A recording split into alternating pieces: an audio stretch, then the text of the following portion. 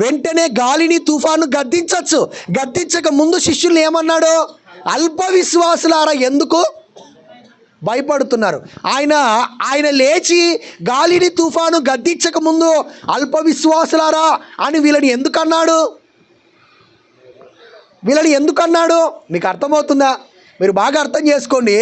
వాళ్ళు యేసుక్రీస్తు మాటను, శక్తిని నమ్మటం కంటే ఎక్కువగా వాళ్ళు దేనికి భయపడుతున్నారు? పరిస్థితులకు భయపడుతున్నారు. ఒకవేళ ప్రభువు అల్ప విశ్వాసులారా అని అనకుండా కూడా తుఫానును గాలిని గద్దించి దానిని నిమ్మలపరచగలడా లేడా? నిమ్మలపరచగలడు.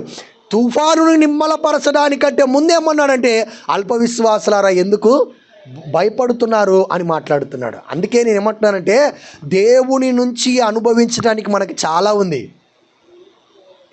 దేవుని నుంచి అనుభవించడానికి మనకు